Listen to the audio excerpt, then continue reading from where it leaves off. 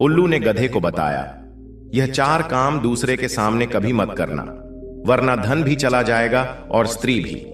वह 4 काम कौन से हैं जिन्हें हम सबको किसी और के सामने नहीं करना चाहिए, चाहे वह कितना ही सगा क्यों ना हो, चाहे वह कितना ही वफादार क्यों ना हो। किसी के भी सामने यह 4 काम कभी मत करना, वरना अपने धन और अपने घर की इज्जत से हाथ धो बैठोगे। मित्रों, इस ज्ञानवर्धक वीडियो को बनाने में हमें बहुत मेहनत लगती है, तो इस छोटी सी मेहनत के लिए वीडियो को लास्ट तक देखें, क्योंकि यह आपके जीवन में बहुत गहराई लाएगी। तो चलिए, आपका समय बर्बाद न करते हुए कथा को आरंभ करते हैं। लेकिन आगे बढ़ने से पहले आपको बता दें कि गरुड़ पुराण में कहा गया है कि चाहे वह कथा हो या सीख, यदि उसे बीच में ही छोड़ दिया जाए तो वह पाप की श्रेणी में आता है। अतः आपसे विनम्र अनुरोध है कि इस वीडियो को अंत तक देखें। यदि आप एक सच्चे सनातनी हैं और भगवान श्री राम में अटूट आस्था रखते हैं तो वीडियो को लाइक करें, चैनल को सब्सक्राइब करें और कमेंट में जय श्री कृष्णा लिखकर अपना समर्थन व्यक्त करें। तो आइए, बिना किसी देर किए शुरू करते हैं आज की प्रेरणादायक कथा। प्रिय दर्शकों, बहुत समय पहले की बात है। गांव का एक गधा घास चरते चरते जंगल में चला जाता है। उधर रात हो चली थी, उसे लौटने का ध्यान ही नहीं रहता है, और जब उसे ध्यान आता है कि रात हो चुकी है और हमें लौटना चाहिए, तब तक वह काफी दूर निकल चुका था। रात होने की वजह से रास्ता भी साफ दिखाई नहीं दे रहा था। अब तो वह गधा रास्ते की तलाश में उसी जंगल में भटक जाता है। मित्रों, जंगल में भटकते भटकते खोज रहा था। किसी पेड़ पर एक उल्लू बैठा हुआ था। उल्लू ने देखा कि यह गधा रास्ता भटक गया है, क्यों ना इसका फायदा उठाकर इसे अपनी सवारी के रूप में इस्तेमाल करूं। उल्लू ने फौरन गधे से कहा, देखो भाई, हम तुम्हें रास्ता तो बता देंगे, लेकिन तुम्हें पहले हमें गुरु बनाना होगा। हमारी हर एक बात माननी होगी और हम जिस रास्ते पर कहेंगे उसी रास्ते पर चलना होगा। तभी तो तुम इस विशाल जंगल को पार करके अपने गांव जा सकते हो। गधे ने कहा, ठीक है मित्र, हम आपको गुरु बनाते हैं, आप हमें रास्ता दिखाइए। मित्रों, उल्लू एकदम गधे की पीठ पर आकर बैठ जाता है और कहता है, चलो भाई। गधा भी उल्लू जैसा जैसा कहता जाता, वह वैसा ही वैसा चलता जाता, कभी दाएं तो कभी बाएं। इस तरह से घूमते घूमते उल्लू उसे पूरे जंगल में घुमाने लगा। उल्लू ने कहा, भाई, रास्ता बहुत दूर है, सफर काफी लंबा है, इसलिए वहां पहुंचने में समय लगेगा। तब गधा कहता है, गुरुजी, ऐसे हम कब तक चलेंगे? ऐसे तो चलते चलते बोर हो जाएंगे। मुझे कोई कहानी सुनाओ जिससे रात का सफर आसान हो जाए और कुछ ज्ञान प्राप्त हो। मित्रों, गधे की पीठ पर बैठा हुआ उल्लू कहता है, अच्छा, ऐसी बात है तो ध्यान से सुनो। मैं तुम्हें एक कहानी सुनाता हूं। यह कहानी बहुत ही अच्छी सीख देने वाली है। इस कहानी को अगर ठीक से सुन लिया तो जीवन में कभी पछताने का और रोने का अवसर नहीं आएगा। तो गधा कहता है, हां गुरुदेव, आप सुनाइए। मैं आपकी कहानी को बड़े ही ध्यान से सुनूंगा और उस पर अमल करूंगा। प्रिय दर्शकों, तब वह उल्लू गधे को एक कहानी सुनाता है। कहता है कि उज्जैन प्रदेश में सम्राट सोमेश्वर का शासन था। राजा की ख्याति और कीर्ति दूर दूर तक फैली हुई थी। उनके राज्य में जनता अत्यंत सुखी और समृद्ध थी। चोर, डाकू और लुटेरों का वहां नामो निशान तक नहीं था। प्रिय दर्शकों, पूरी जनता निश्चिंत होकर गहरी नींद में सोती थी। एक दिन सम्राट और उनके सलाहकार दोनों अपने अश्वों पर सवार होकर अपने नगर की ओर बढ़ रहे थे। मित्रों, जैसे ही सम्राट को झांत होता कि उनके राज्य में कहीं भी उनकी प्रजा संकट में है अथवा किसी स्थान पर निर्धन एवं असहाय लोगों को कुछ दुष्ट व्यक्ति परेशान कर रहे हैं, तो वे शीघ्रता से अपने सैनिकों को लेकर वहां पहुंच जाते थे और जनता की रक्षा करते थे। राजा को देखते ही लुटेरों और डाकुओं के हौसले पस्त हो जाते और वे वहां से भाग खड़े होते। जब सम्राट को ऐसी सूचना प्राप्त हुई कि उनके प्रदेश के गरीब और सीधे साधे कृषकों के पशुओं को कुछ चोर चुरा कर ले जा रहे हैं, तो वे तुरंत अपने मंत्री और कुछ सिपाहियों को लेकर वहां पहुंच गए। लेकिन हुआ यह कि राजा के पहुंचने से पहले ही लुटेरे वहां से अपनी जान बचाकर भाग गए।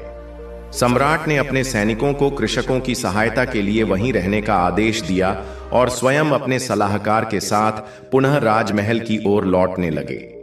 मित्रों, जब राजा और मंत्री नगर की ओर वापस जा रहे थे तो उनके अश्व अत्यंत तीव्र गति से दौड़ रहे थे। अचानक एक स्थान पर दोनों के घोड़े ठहर गए और जोर जोर से हिनहिनाने लगे। उन्होंने अपने अग्रभाग के पैर उठाकर जमीन पर जोर से पटकने शुरू कर दिए। राजा और मंत्री यह देखकर अचंभित हो गए और सोचने लगे कि आखिर यह क्या हो रहा है। उसी समय उन्होंने देखा कि मार्ग में एक विशाल सर्प मृत अवस्था में पड़ा हुआ था और उससे कुछ दूरी पर एक दिव्य मणि चमक रही थी। राजा सोमेश्वर ने दया और सहानुभूति व्यक्त करते हुए कहा, अरे मंत्री, देखो तो, यह चमत्कारी मणि प्रतीत होती है। ऐसा लगता है कि यह मणि इसी नाग की है। ऐसे मणिधारी नाग प्रायः नागलोक में पाए जाते हैं, किंतु यह समझ नहीं आ रहा कि इसकी ऐसी दुर्गति किसने की है। इसे मारने का दुस्साहस किसने किया है। राजा की बात सुनकर मंत्री ने दुख प्रकट करते हुए कहा, महाराज, हमारे राज्य की पवित्र भूमि पर आज तक ऐसा अधर्म नहीं हुआ था, किंतु आज यह दुर्भाग्यपूर्ण घटना घटित हो गई है। राजा बोले, हां मंत्री, यह बहुत ही गंभीर विषय है। अब हमें क्या करना चाहिए? नागलोक के एक नाग की हत्या हमारे राज्य में हुई है। यह हमारे लिए अत्यंत लज्जा और चिंता का विषय है। क्यों न इस नाग को पुनः जीवित करने का प्रयास करें? मित्रों, मंत्री भी राजा के हृदय की बात समझ चुके थे। उन्होंने सहमति व्यक्त करते हुए कहा, महाराज, आपको तो संजीवनी विद्या का ज्ञान है और आप कई विद्याओं में निपुण हैं। आप अपनी संजीवनी विद्या से इस मृत नाग को पुनः जीवन प्रदान कर सकते हैं। प्रिय दर्शकों, मित्रों, आपको बता दें कि राजा किसी स्थान से गूढ़ विद्याओं का अध्ययन कर लौटे थे, किंतु उन्होंने अभी तक अपनी शक्तियों का परीक्षण नहीं किया था। मंत्री ने राजा से कहा, महाराज, हाल ही में आपने जो विद्या सीखी है उसका अभ्यास करने का यह उचित अवसर है। आप इस नाग पर अपनी विद्या का प्रयोग करके देखें। इससे यह नाग पुनः जीवित भी हो सकता है और आपको अपनी विद्या का अभ्यास करने का अवसर भी प्राप्त होगा। मंत्री के बार बार आग्रह करने पर राजा ने हामी भर दी। वे अपने घोड़े से नीचे उतरे और मृत नाग के समीप चले गए। उनके साथ साथ मंत्री भी अपने अश्व से उतरकर नाग के पास खड़े हो गए। राजा ने अपनी संजीवनी विद्या के मंत्रों का जाप करना प्रारंभ किया। वे मंत्रोच्चारण में पूरी तरह लीन हो गए, किंतु काफी समय तक प्रयास करने के बावजूद नाग में कोई हलचल नहीं हुई। राजा को अपनी विद्या पर दृढ़ विश्वास था, लेकिन बार बार कोशिश करने के बाद भी जब कोई परिवर्तन नहीं हुआ तो वे भीतर से बेचैन होने लगे। वे मन ही मन चिंतित हो गए और सोचने लगे कि आखिर उनका संजीवनी मंत्र इस नाग पर प्रभावी क्यों नहीं हो रहा है। उन्हें समझ नहीं आ रहा था कि मंत्र का प्रभाव क्यों निष्क्रिय हो गया। इस सोच में वे अत्यंत दुखी हो गए। तभी मंत्री ने कहा, महाराज, आपके मंत्रों का इस नाग पर कोई प्रभाव नहीं पड़ रहा है। इससे यह प्रतीत होता है कि आपके गुरु ने आपको मिथ्या मंत्र प्रदान किया है और ऐसे झूठे गुरु पर विश्वास नहीं करना चाहिए। राजा को अपने गुरु पर पूर्ण निष्ठा थी, इसलिए मंत्री के यह शब्द उन्हें कष्टदायक लगे। वे क्रोधित होकर बोले, मंत्री, मेरे गुरु के विषय में ऐसा मत कहिए और मेरी संजीवनी विद्या पर संदेह मत कीजिए। मंत्री बोले, महाराज, मैं किस प्रकार विश्वास करूं? आप स्वयं देख रहे हैं कि आपके मंत्रों से यह नाग जीवित नहीं हो सका। मित्रों, यह सुनकर राजा अत्यंत व्यथित हो गए। उन्होंने कहा, मैंने यह कार्य स्वेच्छा से किया है और जब तक इसे पूर्ण नहीं करूंगा तब तक मुझे चैन नहीं मिलेगा। राजा भीतर से बहुत ही अधीर हो रहे थे। मित्रों, जब राजा से यह असहनीय हो गया तो उन्होंने कहा, थोड़ा रुको।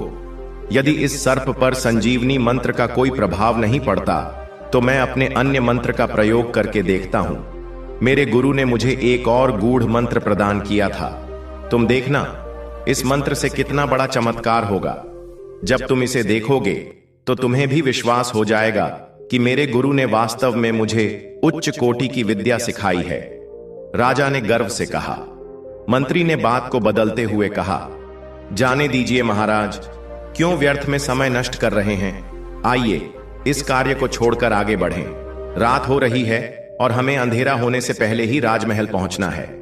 राजा ने दृढ़ता से उत्तर दिया, नहीं नहीं। वे उत्साहित होकर बोले, मंत्री, तुम मेरे शरीर की रक्षा करना। मैं अपनी आत्मा इस नाग के शरीर में प्रवेश कराता हूं। तुम्हें यह मृत सर्प थोड़ी ही देर में संजीव होकर पुनः गतिशील दिखाई देगा। जब यह नाग चलने फिरने लगेगा तो मैं तुरंत अपनी आत्मा अपने शरीर में पुनः स्थापित कर लूंगा और मैं पुनः जीवित हो जाऊंगा। इस कार्य को पूर्ण करते ही हम राजधानी को चलेंगे। मंत्री को राजा की आज्ञा का पालन करना पड़ा। सम्राट सोमेश्वर ने अपना वह गूढ़ मंत्र पढ़ना आरंभ किया। धीरे धीरे उनका शरीर शिथिल और निश्चल होने लगा। कुछ ही क्षणों में राजा का शरीर निर्जीव होकर एक निष्प्राण काया में परिवर्तित हो गया और वहीं पड़ा हुआ मृत सर्प धीरे धीरे गति करने लगा। कुछ ही समय में वह नाग अपने फन को फैलाकर सीधे खड़ा हो गया। तभी अचानक एक अप्रत्याशित घटना घटी जिसकी किसी ने कल्पना भी नहीं की थी। जैसे ही सम्राट की आत्मा उस नाग के शरीर में प्रविष्ट हुई, उसी क्षण मंत्री ने धूर्तता से अपनी आत्मा को राजा के निर्जीव देह में प्रविष्ट कर दिया। आपको बता दें कि वह मंत्री गुप्त रूप से राजा की विद्याओं को सीख चुका था और जब उसने सम्राट को चेतनाहीन अवस्था में देखा तो उसके मन में लालच उत्पन्न हो गया। राज्य के प्रति लोभ बढ़ गया। उसने सोचा, यदि मैं सम्राट के शरीर में प्रविष्ट हो जाऊं तो संपूर्ण साम्राज्य मुझे ही राजा मानेगा। उसकी पत्नी भी मुझे ही अपना पति समझेगी। जैसे ही यह कुटिल विचार उसके मन में आया, उसने बिना विलंब किए अपने शरीर को त्याग दिया और अपनी आत्मा को राजा के शरीर में प्रवेश करा दिया। इसके बाद उसने अपने मूल शरीर को तलवार से टुकड़े टुकड़े कर दिया। परिणाम स्वरूप राजा की आत्मा, जो कि अब नाग के शरीर में थी, वहीं कैद हो गई, जबकि मंत्री की आत्मा अब सम्राट के शरीर में प्रवेश कर चुकी थी। मंत्री अपने षड्यंत्र में पूर्णतः सफल हो चुका था, जिसका आभास राजा को कभी नहीं था। मित्रों, नाग के रूप में फंसे राजा को देखकर वह दुष्ट मंत्री अट्टहास करने लगा और बोला, आज तक मैं इसी अवसर की प्रतीक्षा कर रहा था। वर्षों के बाद आज मेरी यह कामना पूर्ण हो गई है। राजन, अब तुम सदा के लिए नाग बन चुके हो और मैं अब राजा का स्वरूप धारण कर चुका हूं। अब तुम नागलोक जाकर अपने जैसे नागों के साथ जीवन व्यतीत करो और मैं तुम्हारे शरीर में रहकर तुम्हारे राज्य का भोग करूंगा। मित्रों, उस कपटी मंत्री की बातें सुनकर वह नाग क्रोधित होकर फुफकार उठा और चिल्लाने लगा, अरे विश्वासघाती दुष्ट मंत्री, तुमने मेरे साथ छल किया है, लेकिन याद रखना, मैं इस धोखाधड़ी का प्रतिशोध अवश्य लूंगा। तुम्हें तुम्हारे दुराचार की सजा दूंगा और अपने वास्तविक शरीर को पुनः प्राप्त करूंगा। मैं देखता हूं कि तुम मुझसे बचकर कहां तक जाते हो। मंत्री उसकी फुफकार सुनते ही क्रोधित हो गया और गरज कर बोला, अगर तुमने आगे बढ़ने की जरा भी हिम्मत की या मुझे डसने का प्रयास किया तो मैं अपने शस्त्र से तुम्हारे टुकड़े टुकड़े कर दूंगा। तुम्हें अपना सौभाग्य समझना चाहिए कि मैंने अब तक तुम्हें जीवित छोड़ दिया है। यही उचित होगा कि बिना देर किए तुम यहां से चले जाओ। अब तो नाग के रूप में राजा मंत्री का कुछ भी नहीं बिगाड़ सकता था। वह केवल क्रोध में आकर फन पटकने लगा। उसकी विवशता देखकर मंत्री और भी ऊंची आवाज में हंसने लगा और कहने लगा, तुम समझते थे कि केवल तुम्हें ही संजीवनी विद्या आती है? यह तुम्हारी सबसे बड़ी भूल थी। मैंने गुप्त रूप से तुम्हारी यह विद्या सीख ली थी। राजा के पास अब कोई विकल्प नहीं था। वह क्रोध में अपने फन को धरती पर पटकता रहा और मन ही मन सोचने लगा कि इस विश्वासघाती से वह किस प्रकार बदला ले। उसने सोचा, इस दुष्ट ने मुझे बहुत बड़ा धोखा दिया है। यह मेरे राज्य के सबसे विश्वसनीय व्यक्तियों में से एक था, लेकिन आज इसी ने सबसे बड़ा विश्वासघात किया है। मित्रों, राजा मन ही मन चिंतित था। इस कपटी मंत्री पर कोई भरोसा नहीं किया जा सकता। अभी मैं नाग के शरीर में हूं और जीवित हूं, लेकिन कौन जानता है, कुछ ही समय में यह मुझे मार भी सकता है। मेरे लिए उचित यही होगा कि मैं यहां से शीघ्र चला जाऊं। यह सोचकर नाग के शरीर में फंसा राजा फुफकारता हुआ जंगल की झाड़ियों में ओझल हो गया। जाते जाते उसकी आत्मा मंत्री को शाप देती रही। वह बुदबुदाते हुए बोला, दुष्ट, तेरे पापों का प्रतिफल तुझे अवश्य मिलेगा। तेरा विनाश निश्चित है। नागराज की यह गर्जना घने वन में देर तक गूंजती रही, फिर धीरे धीरे शांत हो गई। इधर मेरे मित्रों, वह धूर्त मंत्री अश्व पर सवार होकर राजमहल की ओर बढ़ चला। अब वह सम्राट के स्वरूप में था, क्योंकि उसने राजा का शरीर धारण कर लिया था। वह मन ही मन प्रसन्न था। उसके मस्तिष्क में अनेकों विचार उमड़ रहे थे। वह सोच रहा था कि उसने अपनी कुटिल योजना द्वारा राजा को सदा के लिए अपने मार्ग से हटा दिया है। अब उसे किसी प्रकार का भय नहीं था, कोई अवरोध उसके मार्ग में नहीं था। वह विचार कर रहा था कि शेष जीवन अब वह सम्राट बनकर भव्य महल में आनंद पूर्वक व्यतीत करेगा और राज्य का संपूर्ण ऐश्वर्य भोगेगा। वह कल्पना कर रहा था कि राजा की सुंदर पत्नियां भी अब उसकी ही होंगी और समस्त प्रजा उसकी आज्ञाओं का पालन करेगी। अब संपूर्ण साम्राज्य उसकी आज्ञा पर नृत्य करेगा। इन विचारों में खोए मंत्री को ऐसा प्रतीत हो रहा था मानो सारा संसार उसके अधीन हो गया हो। तेजी से दौड़ता घोड़ा राजधानी की ओर बढ़ रहा था। मंत्री ने एक हाथ में लगाम थाम रखी थी। चारों ओर रात्रि का घना अंधकार व्याप्त था और नीलाकाश पर टिमटिमाते तारों का प्रकाश फैला हुआ था। जंगल में बहती हवा की सरसराहट के बीच मंत्री को अपनी ही हृदय गति स्पष्ट सुनाई दे रही थी। धीरे धीरे वह राजधानी के द्वार तक पहुंच गया। राजधानी में प्रवेश करते ही उसके स्वागत की तैयारियां की गईं, लेकिन मंत्री ने शीघ्रता से हाथ उठाकर सबको रोक दिया और गहन दुख का अभिनय करते हुए बोला, आज का दिन अत्यंत दुर्भाग्यपूर्ण है। जब मैं और मेरा मंत्री लुटेरों का पीछा करते हुए लौट रहे थे, तभी घने जंगल में अचानक एक विशाल सिंह ने छलांग लगाकर मंत्री पर आक्रमण कर दिया। मेरा प्रिय सहयोगी इस आक्रमण में मारा गया। मैं किसी प्रकार से उस सिंह के चंगुल से बचकर भागने में सफल हुआ, लेकिन आज मेरे हृदय में गहन वेदना है, क्योंकि मैंने अपने सबसे प्रिय मित्र और सहयोगी को खो दिया। आज से पूरे राज्य में 10 दिनों तक शोक मनाया जाएगा। संपूर्ण राज्य के ध्वज आधे झुका दिए जाएं। राजकोष से 100 स्वर्ण मुद्राएं मेरे दिवंगत मंत्री के शोकाकुल परिवार को प्रदान की जाएं। मित्रों, मंत्री ने बिल्कुल राजा की आवाज में अभिनय करते हुए अपना शोक प्रकट किया। उसने राजा के वस्त्र धारण कर रखे थे, तो भला किसे उस पर संदेह हो सकता था। इसके पश्चात उस कपटी मंत्री, जो अब सम्राट के रूप में था, ने गंभीरता से महल में प्रवेश किया।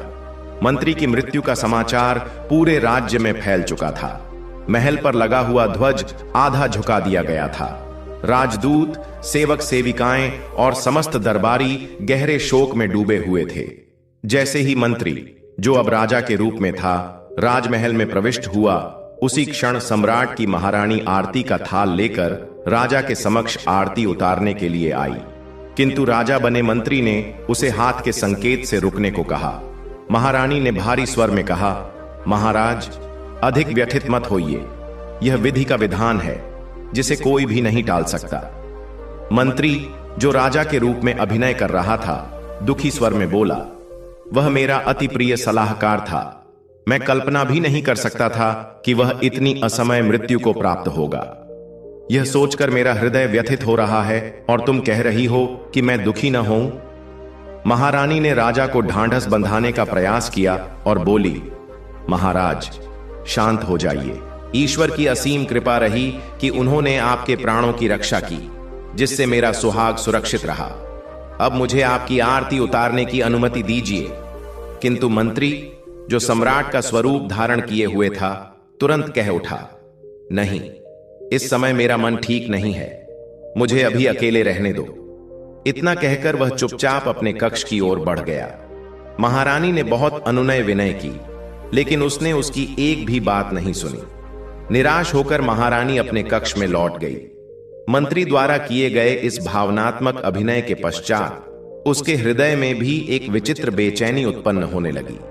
मित्रों, आधी रात का समय था। महारानी अपने कक्ष में पलंग पर विश्राम कर रही थी। कक्ष में मंद प्रकाश फैला हुआ था।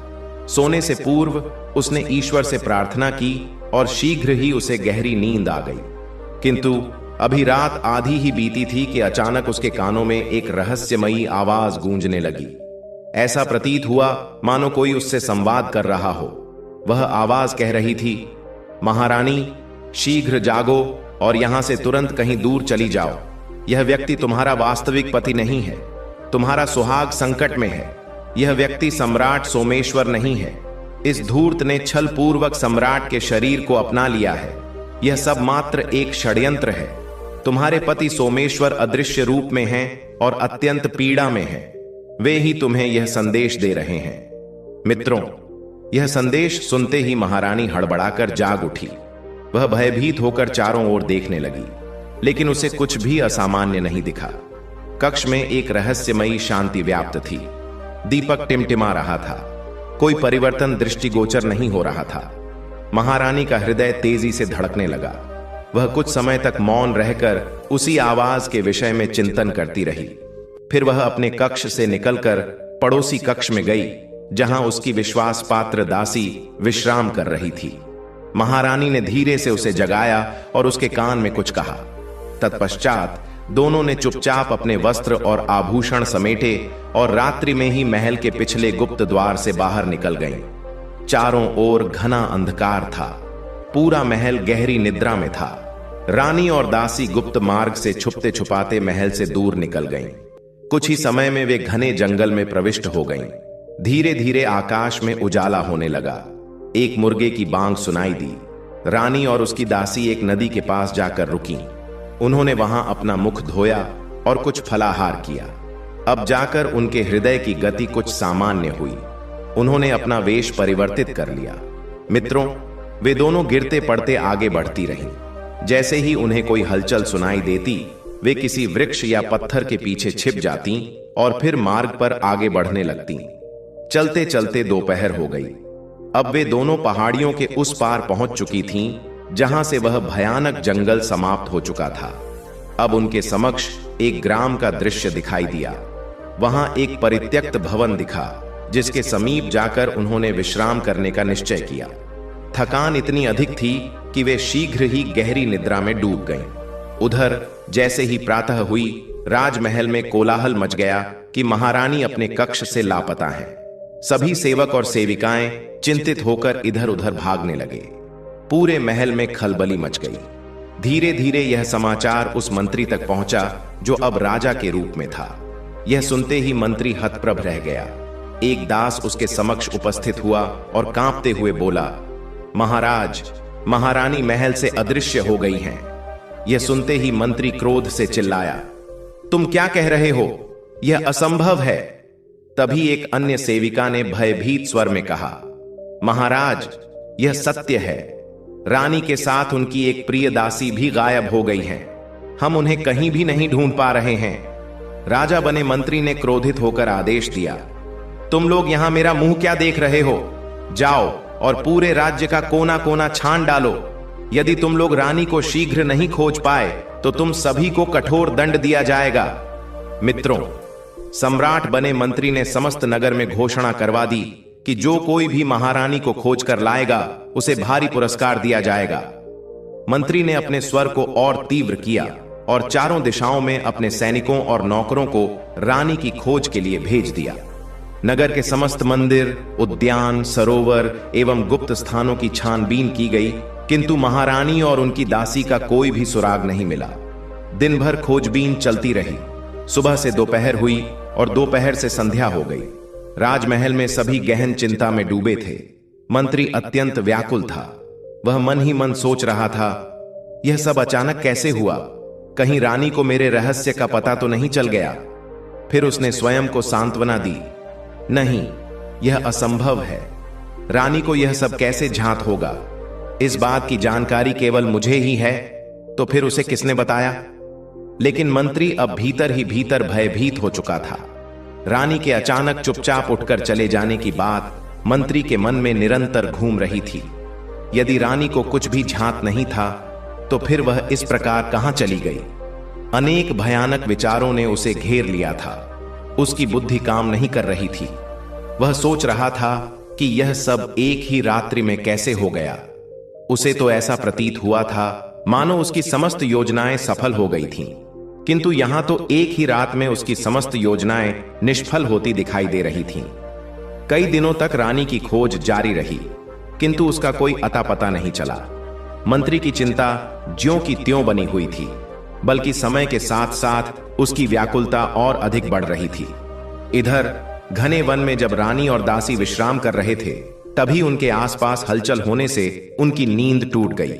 उन्होंने देखा कि उनके चारों ओर नरभक्षी खड़े हुए थे। यह दृश्य देखकर वे हतप्रभ रह गए। पहले उन्होंने उनके चेहरे देखे और फिर भयभीत होकर एक के बाद एक चीख मारते हुए मूर्छित हो गए। नरभक्षी उनके चारों ओर घेरा बनाकर उल्लासपूर्वक नृत्य और गान कर रहे थे। उन्हें इस बात का हर्ष था कि आज उन्हें मनुष्यों का ताजा मांस खाने को मिलेगा, इसलिए उनकी प्रसन्नता की कोई सीमा नहीं थी। उनके प्रमुख ने तुरंत 2 व्यक्तियों को आदेश दिया कि इन्हें अपने गुप्त स्थान पर ले जाया जाए। सभी सेवक तालियां बजाने लगे और आनंदपूर्वक नृत्य करने लगे। रानी और दासी दोनों अचेत थीं। उन्हें एक गुप्त स्थान पर पहुंचा दिया गया। वहां उपस्थित सभी नरभक्षी अपने अपने आनंद में मग्न थे। किसी को भी कोई सुध बुद्ध नहीं थी। सभी ने मदिरा का सेवन किया हुआ था और इस बात से आनंदित थे कि उन्हें लंबे समय के बाद इस प्रकार का भोजन प्राप्त होगा। नरभक्षियों की यह परंपरा थी कि वे पहले अपने शिकार को खूब भोजन कराकर तगड़ा बनाते और तत्पश्चात उसे देवी के समक्ष बलि के रूप में अर्पित करते। बलि के उपरांत देवी को थोड़ी मात्रा में प्रसाद चढ़ाकर शेष मांस आपस में बांट दिया जाता। उन्होंने अपनी परंपरागत क्रियाओं को आरंभ कर दिया। रानी और दासी को भरपेट भोजन कराया गया, उनकी सेवा की गई और उन्हें हर समय कड़ी निगरानी में रखा गया। अब तक रानी और दासी को चेतना आ चुकी थी। अपने चारों ओर का वातावरण देखकर रानी अत्यंत व्याकुल और चिंतित थी। जब उसे झांत हुआ कि इन लोगों का उद्देश्य उन्हें देवी के समक्ष बलिदान करना है, तब से वह निरंतर भय और चिंता में डूबी हुई थी। उसे यह भी नहीं पता था कि वह कहां है, उसके पति कहां होंगे, किस अवस्था में होंगे और क्या कर रहे होंगे। वह यह सोच रही थी कि राजमहल से निकलकर उसने अपनी रक्षा करने का प्रयास किया, किंतु दुर्भाग्यवश वह नरभक्षियों के बीच आ फंसी। ऐसा प्रतीत हो रहा था मानो भाग्य भी उसके प्रतिकूल हो गया हो। प्रिय दर्शकों, दूसरी ओर सर्प रूप धारण किए हुए राजा रात के अंधकार में क्रोधित होता हुआ चलता रहा। अंततः वह एक घने जंगल में स्थित एक विशाल वट वृक्ष के नीचे जाकर घास फूस और पत्तों के बीच छुपकर बैठ गया।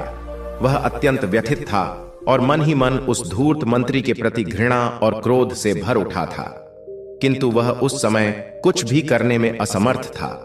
घास और पत्तों के बीच बैठा हुआ उसने कई बार विचार किया कि वह वहां जाकर उस दुष्ट मंत्री को डसकर दंड दे दे, किंतु तभी उसे स्मरण हुआ कि यदि उसने ऐसा किया तो मंत्री के शरीर में स्थित आत्मा तुरंत बाहर निकल जाएगी और उसके शरीर में समाहित नहीं हो पाएगी। साथ ही डसने की प्रक्रिया में उसका शरीर विषैला हो जाएगा, जिससे आत्मा उसमें प्रविष्ट नहीं हो सकेगी। परिणाम स्वरूप वह चाहकर भी मंत्री को समाप्त नहीं कर सकता था। राजा ने यह सब सोच विचार कर अपने मन को शांत किया और वहीं बैठ गया। तभी उसे अपनी प्रिय रानी की याद आई और उसकी स्मृति आते ही वह अत्यंत व्याकुल हो उठा। राजा ने विचार किया कि अब रानी का क्या होगा। राजा सोमेश्वर की आत्मा व्याकुल हो उठी। उससे यह सहन नहीं हुआ, अतः उसी क्षण उसने अपने सर्प रूपी शरीर को वहीं छोड़ दिया और अर्धरात्रि में अदृश्य अवस्था में जाकर रानी को समस्त सत्य से अवगत कराया। उसने रानी को सचेत कर दिया ताकि वह शीघ्रातिशीघ्र राजमहल से निकलकर अपने पति की रक्षा कर सके। ऐसा करने के उपरांत वह पुनः लौट आया और अपनी आत्मा को अपने नाग देह में प्रविष्ट कर दिया। उसने पुनः नाग शरीर को धारण किया और घास फूस में छिपकर बैठ गया। भूख के कारण उसकी अवस्था अत्यंत दयनीय हो गई थी, किंतु रात्रि में कुछ भी कर पाना असंभव था। कुछ समय पश्चात भोर होने लगी। उसने घास फूस और पत्तों के ढेर में से अपना मस्तक धीरे धीरे ऊपर उठाया और चारों ओर दृष्टिपात किया। वातावरण कोहरा युक्त था, जिससे उसे कुछ भी स्पष्ट दिखाई नहीं दे रहा था। आसपास कोई भी पक्षी नजर नहीं आ रहा था। अब उसका इधर उधर जाकर भोजन खोजने का मन नहीं कर रहा था। अतः उसने पुनः अपना सिर पत्तों के ढेर में छुपा लिया और उसी प्रकार निःशब्द पड़ा रहा। उसके लिए प्रत्येक क्षण एक पर्वत के समान प्रतीत हो रहा था। प्रतीक्षा करते करते सूर्योदय हो गया। तभी उसने वट वृक्ष की शाखाओं पर बैठे पक्षियों की विविध ध्वनियाएं सुनी। राजा सोमेश्वर प्रत्येक पक्षी की भाषा भली भांति समझता था, अतः पक्षियों की वार्ता सुनकर उसे हृदय से प्रसन्नता हुई। वह ध्यान पूर्वक उनकी चहचहाहट सुन रहा था। इसी बीच उसे सहसा एक तोते की कर्कश आवाज सुनाई दी। वह तोता कह रहा था, अरे भाई, सूरजपुर के राजा प्रताप सिंह बड़े ही कृपालु एवं धर्मात्मा हैं। मैं उनकी कितनी प्रशंसा करूं। कल उनके राज्य में अत्यंत हर्षोल्लास के साथ एक महोत्सव संपन्न हुआ। उन्होंने प्रजा को अपार दान दक्षिणा प्रदान की। जब उत्सव समाप्त हुआ तो वहां असंख्य पक्षी एकत्रित हुए थे। प्रत्येक पक्षी को इच्छानुसार अन्न एवं जल प्राप्त हुआ। कल ही हम वहां से भोजन कर लौटे हैं, किंतु दो तोते अत्यंत छल कपट वाले निकले। वे अपने समस्त साथियों को छोड़कर आगे बढ़ गए। तब हमने ठान लिया कि उन्हें दंड अवश्य देना चाहिए। हमने उनका पीछा किया। उनमें से एक तोते ने क्षमा याचना कर ली, परंतु दूसरा अहंकारी था। उसने क्षमा का एक भी शब्द नहीं कहा। इसलिए हम सब ने उसकी भयंकर दुर्दशा कर दी। अब वह घायल अवस्था में पड़ा हुआ है। यह सुनकर दूसरे तोते ने करुणा से कहा, अरे, यह तुमने क्या किया? तुम्हें ऐसा नहीं करना चाहिए था। अब वह कहां है? तब पहले तोते ने कहा, तुम स्वयं देख सकते हो। तुम्हारे ठीक सामने वाली डाल पर देखो, वह कितनी दयनीय अवस्था में पड़ा है। दूसरे तोते ने डाल की ओर दृष्टि घुमाई। घायल तोता अत्यंत दयनीय स्थिति में फड़फड़ा रहा था। ऐसा प्रतीत हो रहा था मानो उसका समूचा शरीर किसी भी क्षण डाल से गिरकर भूमि पर आ पड़ेगा। उसके पंख जगह जगह से क्षत विक्षत हो चुके थे। शेष पंखों पर रक्त के गहरे धब्बे दृष्टिगोचर हो रहे थे। सभी तोतों ने विषाद पूर्वक कहा, अरे, यह तो अत्यधिक घायल प्रतीत हो रहा है, मानो यह अब प्राण त्याग देगा।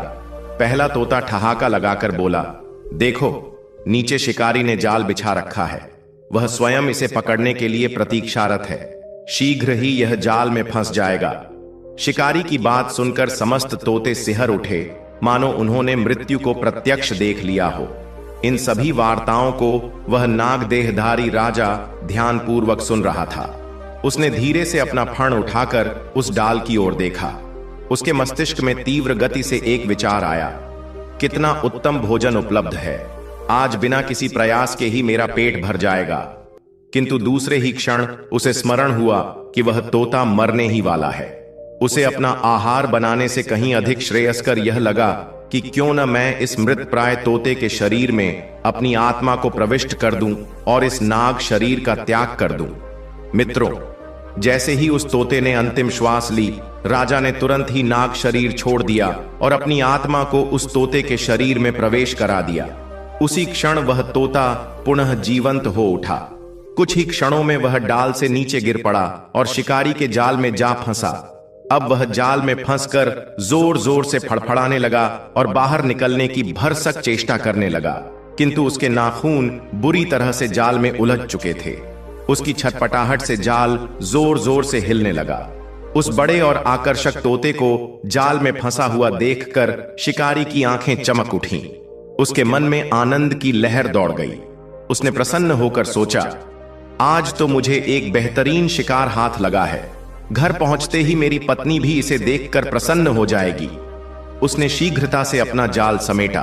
तभी उसकी दृष्टि पास पड़े एक विशालकाय मृत सर्प पर पड़ी। उस भयावह सांप को देखकर शिकारी बुरी तरह कांप उठा। वह भयभीत होकर तुरंत अपना जाल कंधे पर डाला और वहां से जान बचाकर भाग खड़ा हुआ। काफी दूर जाकर ही उसने राहत की सांस ली और फिर पीछे मुड़कर देखने का साहस नहीं किया। उसका हृदय भय से तेज धड़क रहा था। कंधे से अपना जाल उतारकर उसने एक ओर पटक दिया। जाल में फड़फड़ा रहे तोते को देखकर उसकी पत्नी अत्यंत प्रसन्न हुई। उसने उत्साहित होकर पिंजरे से तोते को बाहर निकाला। शिकारी ने अपनी पत्नी को जंगल में घटी सारी घटनाएं विस्तार से सुनाई और कहा, मैंने रात में ही यह जाल बिछाया था और इस तोते को पकड़ लिया, लेकिन जैसे ही मैं वहां से प्रस्थान करने लगा, मेरी निगाह थोड़ी दूर पर पड़े एक भयानक सांप पर पड़ी। आज तो सचमुच भगवान ने ही मेरी रक्षा की। वह सांप मृत पड़ा था, अन्यथा मैं जीवित घर नहीं लौट पाता। पति की बातें सुनकर उसकी पत्नी भय से कांप उठी। उसने घबराते हुए कहा, हे भगवान, यह तो आपकी कृपा हुई जो आप सकुशल लौट आए। कुछ क्षण रुककर वह बोली, यह तोता तो काफी विशाल और सुंदर है, आज तो आनंद ही आ जाएगा। थोड़ी देर बाद शिकारी अपने चाकू को पत्थर पर घिसकर तेज करने लगा। इसके पश्चात उसने तोते को पकड़ने के लिए पिंजरे में हाथ डाला। तभी तोता जोर जोर से चीख उठा और बोला, मुझे मत मारो, पहले मेरे घावों पर औषधि लगाओ, मैं तुम्हें अपार धन संपत्ति दूंगा। तोते की बात सुनकर शिकारी अचंभित रह गया। उसने अपने जीवन में आज तक किसी भी पक्षी को इस प्रकार स्पष्ट शब्दों में वार्तालाप करते नहीं सुना था। उसका हाथ वहीं रुक गया। वह विस्मय पूर्वक अपनी आंखें फाड़ फाड़ कर तोते को देखने लगा। उसने तुरंत पिंजरे का द्वार बंद किया और दौड़ता हुआ अपनी पत्नी के पास पहुंचा। उसने उत्सुकता पूर्वक उसे वह सारी बातें सुनाई जो तोते ने कही थीं। शिकारी की बातें सुनकर उसकी पत्नी स्तब्ध रह गई। उसने चकित होकर कहा, क्या आप सच कह रहे हैं? इस तोते ने वास्तव में ऐसा कहा है कि वह हमें धनवान बना देगा? उसकी आंखों में उत्साह झलकने लगा। शिकारी ने सहमति में सिर हिलाया और कहा, हां, मैं पूर्ण सत्य कह रहा हूं। यह सुनते ही उसकी पत्नी आनंदित होकर नृत्य करने लगी। शिकारी बोला, मुझे प्रतीत होता है कि यह कोई महान तपस्वी या विद्वान पुरुष रहा होगा जो किसी शापवश इस पक्षी रूप में जीवन व्यतीत कर रहा है। उसकी पत्नी ने सहमति जताते हुए कहा, इसमें निश्चित रूप से कोई रहस्य अवश्य छिपा है। थोड़ी देर सोच विचार करने के पश्चात शिकारी ने निर्णय लिया, हमें इस तोते की हत्या नहीं करनी चाहिए। पत्नी ने भी स्वीकृति देते हुए कहा, ठीक है, तुम जाओ और इसके घावों पर औषधि लगाने की व्यवस्था करो, यह बहुत घायल है। इसके बाद शिकारी ने तोते के घावों पर लगाने के लिए एक उपचार तैयार किया। कुछ ही दिनों में तोता पूरी तरह स्वस्थ हो गया। शिकारी की पत्नी उसे अत्यंत प्रेम पूर्वक रखने लगी। वह उसे प्रतिदिन समय पर दाना पानी देती और स्नेह पूर्वक उससे बातें करती। एक दिन शिकारी को तोते का रहस्य जानने की उत्कंठा हुई। उसने सीधा प्रश्न किया, भाई, तुम तो एक पक्षी हो, फिर भी मनुष्यों की भांति वार्तालाप कैसे कर सकते हो? आखिर तुम कौन हो? उस समय शिकारी की पत्नी भी पास ही बैठी थी और वह भी बड़ी उत्सुकता से तोते के उत्तर की प्रतीक्षा कर रही थी। शिकारी भी सांस थामे हुए तोते के जवाब का इंतजार कर रहा था। तोते ने गहरी और ठंडी सांस ली और बोला, मेरी कहानी अत्यंत दुखदाई है। तुम इसे सुनकर क्या करोगे? तुमने मेरे घावों को ठीक किया है। यह तुम्हारा उपकार और भलाई मैं कभी नहीं भूलूंगा। इतना कहकर तोता मौन हो गया, किंतु शिकारी उसकी वास्तविकता को जानने के लिए बेचैन था। इसलिए उसने पुनः कहा, तुम कुछ तो बताओ, आखिर तुम कौन हो? यदि संभव हुआ तो हम तुम्हारी सहायता करना चाहते हैं। जो भी हमारे वश में होगा हम अवश्य करेंगे। तोता गहरी आवाज में बोला, नहीं भाई, मेरे दुख केवल मुझे ही सहन करने पड़ेंगे। जब तक मेरी किस्मत में ये कष्ट लिखे हैं तब तक कोई भी मेरी सहायता नहीं कर सकता। परंतु मुझे पूरा विश्वास है कि एक दिन मेरे दुखों का अंत अवश्य होगा। शिकारी ने जिज्ञासा पूर्वक पूछा, कैसे? आखिर तुम किस कष्ट की बात कर रहे हो? हमें स्पष्ट क्यों नहीं बताते? शिकारी की बेचैनी देखकर तोते रूपी राजा ने अपने जीवन की संपूर्ण व्यथा उसे सुनाई। उसने बताया कि वह वास्तव में एक राजा था और किस प्रकार मंत्री के विश्वासघात के कारण उसे यह पक्षी का शरीर धारण करना पड़ा। उसकी करुण कथा सुनकर शिकारी और उसकी पत्नी चकित रह गए। वे स्तब्ध होकर उसकी ओर देखने लगे। दोनों ने हाथ जोड़कर कहा, महाराज, यह एक निर्धन व्यक्ति की झोपड़ी है। हमें खेद है कि आपको यह दिन देखने पड़े। कृपया बताइए कि हम आपके लिए क्या कर सकते हैं। तोते की आंखों में हर्ष के आंसू छलक उठे। उसने भावुक होकर कहा, मुझे यहां कोई परेशानी नहीं है, मैं संतुष्ट हूं। किंतु यदि तुम मुझे इस पिंजरे में डालकर सूरजपुर के राजा के पास ले जाओ तो मैं वचन देता हूं कि जैसे ही पुनः अपना असली स्वरूप धारण करूंगा, तुम्हें एक ऊंचा पद प्रदान करूंगा और अपने राज्य में तुम्हारे रहने की उचित व्यवस्था करूंगा। शिकारी ने सहमति में सिर हिलाया और बोला, ठीक है महाराज, मैं आपकी यह इच्छा अवश्य पूरी करूंगा। कल सुबह होते ही हम यहां से सूरजपुर के लिए प्रस्थान करेंगे और संध्या तक वहां पहुंच जाएंगे। तोता प्रसन्न होकर बोला, यही उचित रहेगा। अगले दिन शिकारी पूरे दिन यात्रा करता रहा और सूर्यास्त तक सूरजपुर पहुंच गया। उसके हाथ में तोते का पिंजरा झूल रहा था। जैसे ही वह राजमहल के निकट पहुंचा, वह ऊंचे स्वर में पुकारने लगा, देखो देखो, हमारे पास एक अद्भुत तोता है। यह न केवल बोलता है बल्कि न्याय करता है। इसके मुख से न्याय सुनो। यह अत्यंत विद्वान और ज्ञानी है। इसकी कीमत मात्र 10 मुद्राएं। शिकारी की आवाज सुनकर आसपास के लोग इकट्ठा होने लगे। वे आश्चर्यचकित थे कि कोई तोता कैसे झगड़ों का निर्णय कर सकता है।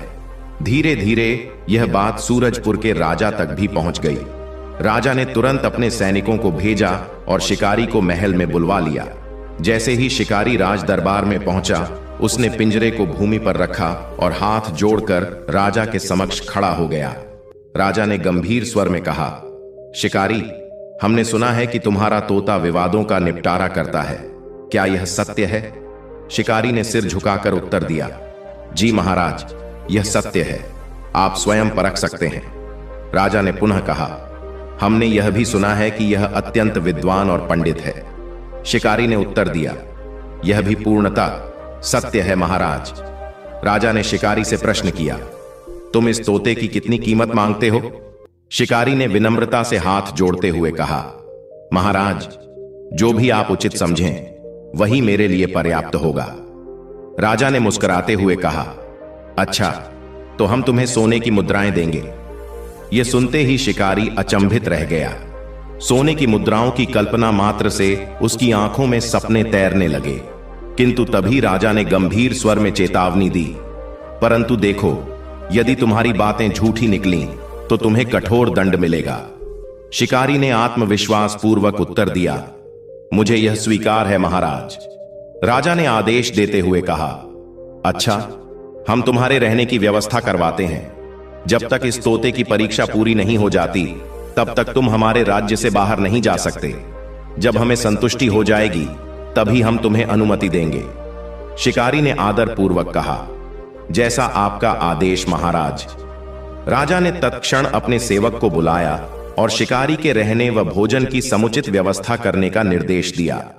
सेवक ने शिकारी के ठहरने के लिए एक कक्ष प्रदान किया और उस तोते को एक भव्य पिंजरे में डाल दिया। पुराने पिंजरे को त्याग दिया गया और नवीन स्वर्ण जड़ित पिंजरे में, जो बहुमूल्य रत्नों से अलंकृत था, तोते को सम्मान पूर्वक टांग दिया गया। उसी समय राजा प्रताप सिंह के राज्य के पूर्वी भाग में हो रहे विद्रोह के अचानक शांत होने का समाचार प्राप्त हुआ। राजा यह खबर सुनकर आश्चर्यचकित रह गए कि चारों ओर आनंद के संदेश क्यों फैल रहे हैं। उन्होंने इस शुभ समाचार का श्रेय उस तोते को दिया। अब राजा को विश्वास होने लगा था कि जब से यह तोता राजमहल में आया है, वह अपने साथ सौभाग्य और खुशियां लेकर आया है। तीसरे दिन दरबार में एक अनूठा विवाद प्रस्तुत हुआ। 4 व्यापारी उपस्थित हुए, जिनका एक विशाल गोदाम था जहां रुई की बड़ी गांठें संग्रहित थीं। चारों व्यापार में समान भागीदार थे। उन्होंने गोदाम में चूहों से रक्षा के लिए एक बिल्ली पाल रखी थी, जो दिन रात गोदाम में रहकर रुई की सुरक्षा करती थी। चारों व्यापारियों ने उस बिल्ली के एक एक पैर का मालिकाना हक बांट लिया था और प्रत्येक व्यापारी उसके एक पैर को अपना अधिकार समझता था। एक व्यापारी ने हाथ जोड़कर विनम्रता से राजा को आगे की बात बताई। महाराज, एक दिन उस बिल्ली के पिछले बाएं पैर में चोट आ गई। चूंकि उस पैर का स्वामी मैं था, इसलिए मैंने उसकी देखभाल की। मैंने उसके जख्म पर तेल लगाकर पट्टी बांधी और उसे अपने पास ही बैठा लिया। ठंड का मौसम था और हम सभी आग सेंकने के लिए मिट्टी की अंगीठी में जलते कोयले रखे हुए थे। कोयले आधे जल चुके थे और बिल्ली भी हमारे साथ बैठकर अपनी पूंछ हिला रही थी। हम अपनी बातचीत में इतने तल्लीन थे कि हमें इस बात का आभास तक नहीं हुआ कि बिल्ली का पट्टी बंधा पैर कैसे आग की चपेट में आ गया। संभवतः उसने अपने शरीर को पंजे से खुजलाने का प्रयास किया होगा और उसी समय उसका घायल पैर जलती हुई आग से स्पर्श कर गया। जैसे ही उसका पैर जला, तीव्र पीड़ा के कारण वह व्याकुल हो उठी और गोदाम में इधर उधर भागने लगी। जहां जहां वह दौड़ी, वहां वहां रुई की गांठों ने आग पकड़ ली। देखते ही देखते पूरा गोदाम आग की लपटों में समा गया और हमारा संपूर्ण भंडार जलकर राख हो गया। अब इन तीनों व्यापारियों का कहना है कि क्योंकि मैं उस पैर का मालिक था और मैंने ही उस पर पट्टी बांधी थी, इसलिए संपूर्ण नुकसान की भरपाई मुझे करनी होगी। इतना सुनते ही तीनों व्यापारी खड़े हो गए और हाथ जोड़कर बोले, महाराज, हमारी मांग न्याय संगत है। यह व्यापारी ही उस पैर का स्वामी था। इसी ने उस पैर पर पट्टी लगाई थी और उसी कारण से आग लगी। यदि पट्टी न होती तो गोदाम का माल नष्ट न होता। इसमें हमारी कोई त्रुटि नहीं है, इसलिए समस्त हानि की भरपाई इसे करनी होगी। चौथे व्यापारी ने प्रार्थना करते हुए कहा, महाराज, आप ही न्याय करें। यदि आपने निर्णय नहीं दिया तो ये तीनों मुझ पर अन्याय करेंगे। बिल्ली हम चारों की थी। हम सब उसे समान रूप से स्नेह करते थे। वह हमारी संपत्ति की रक्षा करती थी और हम चारों की साझी थी। जब हमने अब तक होने वाले लाभ को बराबर बांटा है तो हानि को भी समान रूप से साझा किया जाना चाहिए। उसकी बात सुनकर दरबार में गहन मौन छा गया। प्रत्येक व्यापारी अपनी अपनी दलीलें पेश कर रहा था और सभी तर्क उचित प्रतीत हो रहे थे। अब प्रश्न यह था कि इस विवाद का निवारण कैसे किया जाए। तीनों व्यापारी आग्रह पूर्वक बोले, महाराज, अब आप ही इसका निर्णय करें। हमें आपका न्याय स्वीकार होगा। हमें पूर्ण विश्वास है कि आप सदैव की भांति निष्पक्ष न्याय करेंगे। समस्त दरबार की दृष्टि राजा पर टिकी हुई थी। अचानक राजा को एक विचार आया। उन्होंने अपने पीछे खड़े सेवक को आदेश दिया कि तोते का पिंजरा लाया जाए। राजा ने मन ही मन सोचा, यह इस ज्ञानी तोते की बुद्धिमत्ता परखने का उपयुक्त अवसर है। अब राजा को इस तोते की न्यायिक बुद्धि की परीक्षा अवश्य लेनी चाहिए। उन्हें यह परखना था कि शिकारी की बात सत्य है या असत्य। क्या वास्तव में यह तोता इस जटिल मामले का कोई उचित निर्णय सुना सकता है या नहीं। राजा ने तत्क्षण सभा को संबोधित करते हुए कहा, सब लोग शांत हो जाओ। आज इस विवाद का निपटारा मेरी जगह मेरा यह प्रिय तोता करेगा। इस निर्णय को सभी व्यापारियों और दरबारियों को मानना होगा। इसे ही न्याय समझा जाएगा। यह कहकर राजा प्रताप सिंह ने तोते की ओर दृष्टि डाली। सेवक पिंजरा उठाकर आगे आया और उसे ऊंचा उठा दिया ताकि दरबार में उपस्थित समस्त लोग तोते को देख सकें। दरबार में मौजूद हर व्यक्ति उत्सुकता से सांस रोके इस न्याय की प्रतीक्षा कर रहा था। तोते ने निर्णय सुनाते हुए कहा, जब तक बिल्ली अंगीठी के पास थी तब तक रुई की गांठों को कोई हानि नहीं हुई, किंतु उसकी जलती हुई पट्टी ही इस नुकसान का कारण बनी। यह कहकर तोता कुछ क्षण रुका, फिर आगे बोला, अब इस बात पर विचार करो कि आखिर बिल्ली रुई की गांठों तक कैसे पहुंची। यह स्पष्ट है कि एक घायल और जलते हुए पैर के सहारे वह अधिक दूरी तय नहीं कर सकती थी। जब वह जलते हुए पैर के कारण अधिक दूर नहीं चल सकती थी तो फिर उसकी पट्टी रुई की गांठों तक कैसे पहुंची। तोते के इन शब्दों को सुनकर दरबार में उपस्थित लोग चकित हो गए। सभी एक दूसरे की ओर देखने लगे और आपस में कानाफूसी करने लगे। कुछ देर शांत रहने के बाद तोता पुनः बोला, मुझे आशा है कि आप सबने इस विषय पर विचार कर लिया होगा। अब आप स्वयं इस निष्कर्ष पर पहुंच चुके होंगे कि जलती हुई पट्टी को रुई की गांठों तक कौन ले गया। बिल्ली के 3 पैर पूरी तरह स्वस्थ थे और उसी के सहारे वह पूरे गोदाम में इधर उधर दौड़ रही थी। इसका अर्थ यह हुआ कि गोदाम में आग लगने का वास्तविक कारण बिल्ली का जख्मी और जला हुआ पैर नहीं था, बल्कि उसके शेष 3 स्वस्थ पैर थे जिन्होंने उसे दौड़ने में सहायता की। इसलिए संपूर्ण हानि का उत्तरदायित्व अकेले चौथे व्यापारी पर नहीं डाला जा सकता। तोते का न्याय सुनते ही समस्त दरबार स्तब्ध रह गया।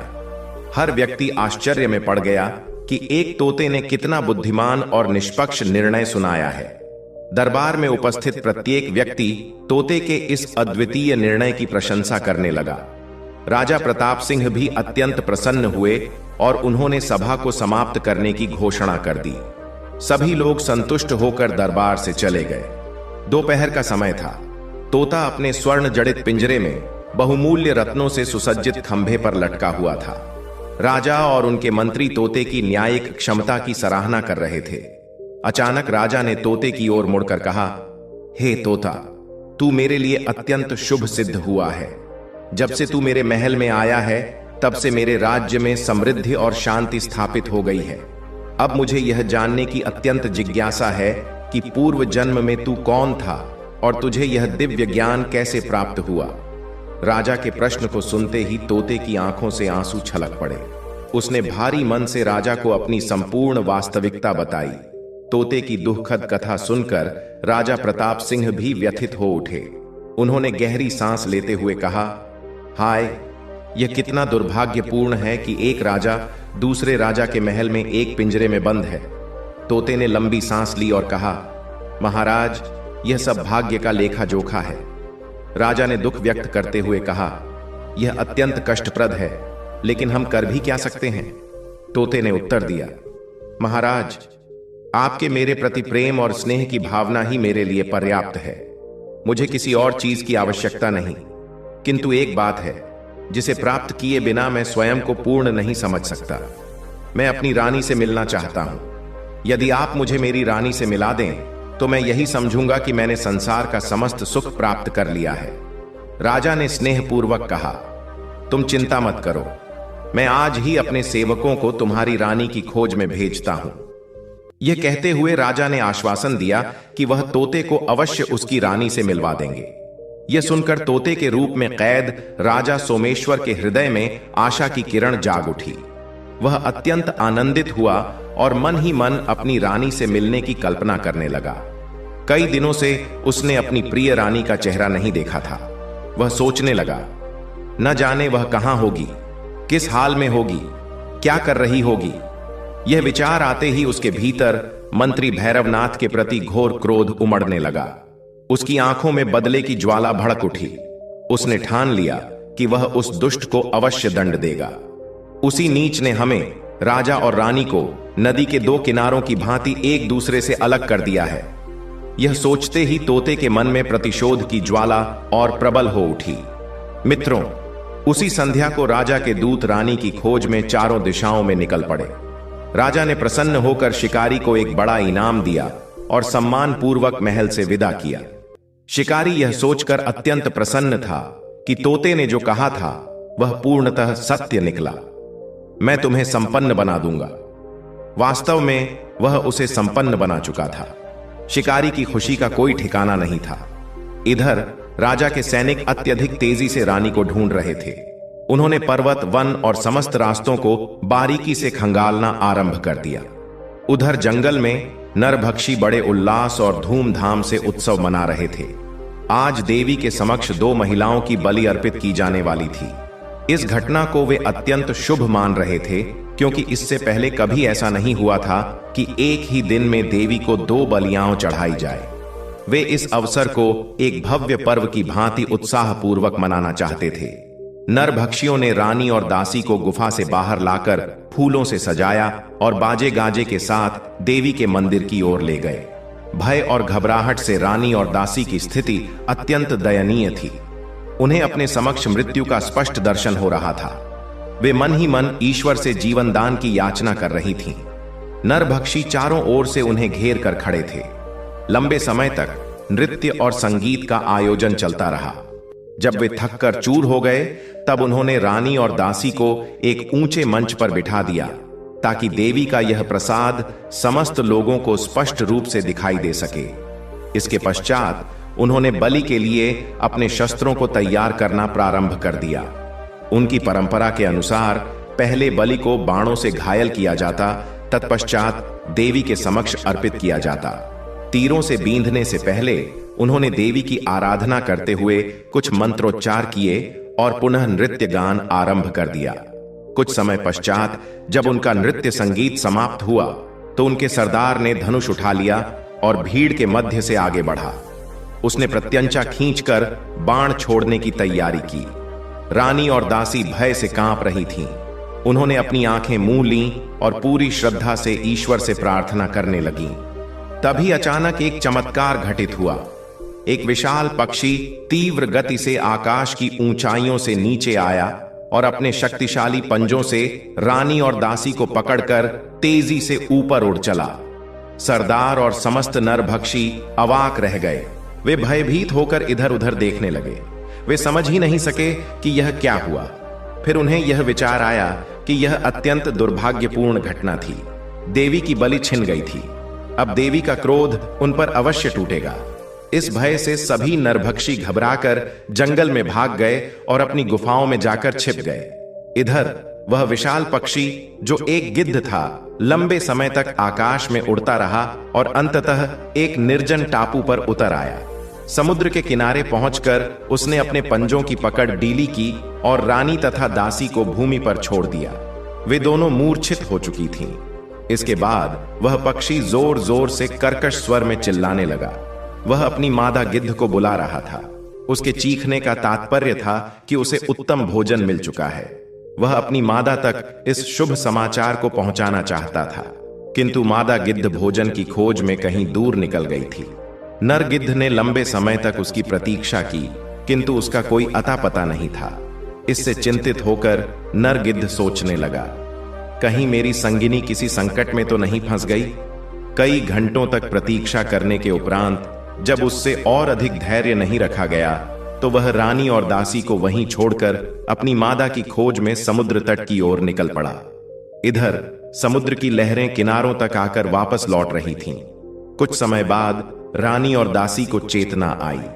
पूर्णतः होश में आने के बाद उन्होंने स्वयं को एक सुनसान स्थान पर पाकर अत्यंत भयभीत अनुभव किया। वे घबराकर चारों ओर देखने लगीं, लेकिन वहां न कोई नरभक्षी था और न ही कोई अन्य जीव। उनके समक्ष केवल अथाह जलराशि थी, दूर दूर तक फैला हुआ समुद्र। अचानक उनकी दृष्टि समुद्र की लहरों पर तैरते एक जहाज पर पड़ी। उसे देखकर उनके हृदय में एक नई आशा का संचार हुआ। कुछ समय तक रानी और दासी उस जहाज की ओर टकटकी लगाए देखती रहीं। धीरे धीरे वह जहाज उनके काफी निकट आ गया। सहायता प्राप्त करने के लिए उन्होंने अपनी साड़ियों के पल्लू हवा में लहराए और अपने हाथ ऊंचे करके पल्लू को तेजी से फड़फड़ाने लगीं, ताकि जहाज पर मौजूद लोग उन्हें देख सकें और उनकी सहायता के लिए वहां आ जाए। कुछ देर बाद जहाज के कप्तान की दृष्टि उन पर पड़ी। उन्होंने तत्काल जहाज पर बंधी हुई एक छोटी नाव को पानी में छोड़ने का आदेश दिया और अपने कुछ लोगों को उन्हें लाने के लिए भेजा। मित्रों, नाव जैसे ही किनारे पर पहुंची, रानी और दासी उसमें बैठ गईं और जहाज तक पहुंची। जहाज के कप्तान ने उनका हालचाल पूछा, तब उन्होंने अपनी समस्त आपबीती सुनाई। कप्तान अत्यंत दयालु व्यक्ति था। उसने उन्हें सांत्वना दी और तुरंत भोजन उपलब्ध कराया। लंबे समय से भूखी प्यासी होने के कारण उन्होंने तृप्त होकर भोजन किया और फिर गहरी नींद में सो गईं। रानी और दासी को इस बात का संतोष था कि वे अब नरभक्षियों के चंगुल से मुक्त हो चुकी थीं। जहाज व्यापारिक सामान से लदा हुआ था और सूरजपुर की राजधानी की ओर जा रहा था। जब रानी और दासी की नींद टूटी तो वे मन ही मन सोचने लगीं, अब हम कहां पहुंचेंगे, आगे हमारा क्या होगा। रानी विचार करने लगी, भाग्य ने मुझे कहां से कहां पहुंचा दिया। कितनी बार मैं मृत्यु के द्वार से वापस आई हूं, न जाने भविष्य में मेरे भाग्य में और क्या लिखा है। उसी समय राजा की स्मृति आते ही रानी की आंखों से अश्रु बहने लगे। वह सोचने लगी, न जाने राजा पर क्या बीत रही होगी, वे कहां होंगे, किस स्थिति में होंगे। इधर रानी की याद में राजा भी रो रहे थे, जो इस समय एक तोते के रूप में कैद थे। दासी ने रानी के आंसू पोंछते हुए कहा, महारानी, आपने अब तक धैर्य रखा है, तो अब थोड़ा और धैर्य रखिए। इस समय हिम्मत की अत्यंत आवश्यकता है। मेरा मन कहता है कि भगवान की कृपा हम पर है, तभी तो हम इतने संकटों से सुरक्षित बच निकले हैं, और आगे भी भगवान अवश्य हमारी रक्षा करेंगे। रानी ने गहरी सांस लेते हुए कहा, यह तो ठीक है बहन, परंतु दुख की भी तो कोई सीमा होती है। मुझे समझ नहीं आता कि मैंने ऐसा कौन सा अपराध किया था जिसकी सजा मुझे इस रूप में भुगतनी पड़ रही है। यह कहकर रानी पुनः रोने लगी। दासी ने सांत्वना देते हुए कहा, महारानी, आप चिंता न करें। जिन लोगों ने आपके साथ अन्याय किया है, भगवान उन्हें अवश्य दंड देंगे। रानी ने दुखी स्वर में कहा, पर मैं क्या करूं, राजा से बिछड़ने का दुख मुझसे सहन नहीं होता। उनकी याद में मेरा तन मन व्याकुल हो रहा है। दासी ने दृढ़ता से उत्तर दिया, मुझे पूरा विश्वास है कि जिस प्रकार भगवान ने हमारी रक्षा की है, उसी प्रकार वे राजा की भी अवश्य रक्षा कर रहे होंगे। इसके बाद दासी ने अपने दोनों हाथों से रानी के आंसू पोंछे, तो रानी ने अपने दोनों हाथों से अपना मुख छुपा लिया। फिर उसने दासी को अपने हृदय से लगा लिया। दूसरे दिन जहाज सूरजपुर राज्य के तट पर पहुंचा। कप्तान ने रानी और दासी को लेकर राजा प्रताप सिंह के दरबार में प्रस्तुत किया। दरबार उस समय अपने चरम पर था। राजा प्रताप सिंह अपने सिंहासन पर विराजमान थे और दरबार में भारी भीड़ एकत्रित थी। राजा ने दोनों महिलाओं की ओर दृष्टि डालते हुए प्रश्न किया, ये दोनों कौन हैं और यहां क्या चाहती हैं? जहाज के कप्तान ने हाथ जोड़कर विनम्रता पूर्वक कहा, महाराज, ये दोनों स्त्रियां मुझे एक टापू पर मिलीं। जब हमारा जहाज वहां से गुजर रहा था तो मैंने अपनी दूरबीन से इन्हें देखा। इनके चारों ओर केवल अथाह जल था और यह एक छोटे से भूमि के टुकड़े पर अकेली सहायता की प्रतीक्षा कर रही थीं। मैंने तुरंत अपनी नाव भेजकर इन्हें जहाज पर बुला लिया और इन्हें अपने साथ यहां ले आया। महाराज, अब इन्हें आपके संरक्षण की आवश्यकता है। इनकी कहानी अत्यंत दुखद है। राजा ने गंभीरता से दोनों महिलाओं को देखा। वे किसी कुलीन परिवार की स्त्रियां प्रतीत हो रही थीं। फिर राजा ने रानी की ओर दृष्टि डालते हुए प्रश्न किया, तुम कौन हो, कहां से आई हो और टापू तक कैसे पहुंची? रानी की आंखों में आंसू भर आए। वह अपना सिर झुकाते हुए बोली, महाराज, मैं अत्यंत दुखियारी हूं। मेरे जीवन की कथा बहुत ही लंबी और पीड़ादायक है। उचित समय आने पर मैं आपको सब कुछ विस्तार से बताऊंगी। इस समय मैं आपसे केवल यह प्रार्थना करती हूं कि हमें कोई सुरक्षित आश्रय प्राप्त हो जाए। हम इस स्थिति में नहीं हैं कि अपनी पूरी कथा आपको सुना सकें। अत्यधिक कष्ट और कठिनाइयों के कारण हमारी अवस्था अत्यंत दयनीय हो चुकी है। रानी की इस विनम्र प्रार्थना को सुनकर उन्होंने क्षमा याचना की। राजा प्रताप सिंह उनकी स्थिति को भली भांति समझ रहे थे। उन्होंने अपने सैनिकों को आदेश दिया, इन दोनों को अंतःपुर में पहुंचाया जाए और उनके भोजन पानी की समुचित व्यवस्था की जाए। राजा के आदेश का पालन करते हुए सेवकों ने रानी और दासी को अंतःपुर में पहुंचा दिया। रानी और दासी ने राजा के दयालु और सहृदय स्वभाव की अत्यधिक सराहना की। कुछ समय पश्चात एक दूत ने राजा को सूचना दी, महाराज, कुछ उत्पाती लोग हमारी सीमाओं में घुस आए हैं। उन्होंने हमारे किसानों की फसलें नष्ट कर दी हैं और उनकी धन संपत्ति तथा पशुओं को लूट कर ले जा रहे हैं। यदि शीघ्र ही सहायता न दी गई तो भारी क्षति होने की संभावना है। यह समाचार सुनते ही राजा प्रताप सिंह क्रोध से जल उठे। उनका चेहरा लाल हो गया और उन्होंने अपनी मुट्ठियां कसकर भींच ली। वे क्रोधित स्वर में बोले, मेरे राज्य में यह दुस्साहस, यह कैसे संभव हुआ कि कोई मेरे किसानों को लूटकर भाग जाए? उन्होंने अपने सेनापति को कड़े शब्दों में आदेश दिया, तुरंत सेना को तैयार करो और इन दुष्टों को मेरे समक्ष जीवित पकड़कर लाओ। उन्हें उनके अपराध का उचित दंड दिया जाएगा। राजा सिंहासन से उठ खड़े हुए और उनके साथ दरबार में उपस्थित सभी सभासद भी खड़े हो गए। इसके बाद राजा प्रताप सिंह अपने निजी कक्ष में पहुंचे। वहां सोने के पिंजरे में बैठे तोते ने उनकी गंभीर मुद्रा को देखकर पूछा, महाराज, क्या हुआ?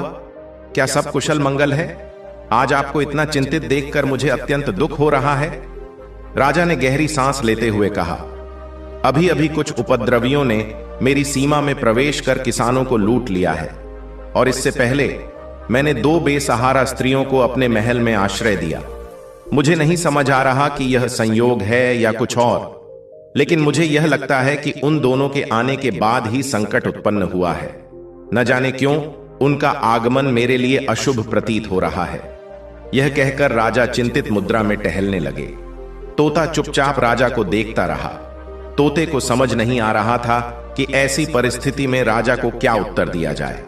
वह बस इतना ही कह सका, महाराज, व्यर्थ चिंता मत करिए, सब कुछ ठीक हो जाएगा। कोई भी किसी के लिए अनिष्ट लेकर नहीं आता। जो होना होता है वह होकर ही रहता है। किंतु राजा ने इस पर कोई प्रतिक्रिया नहीं दी।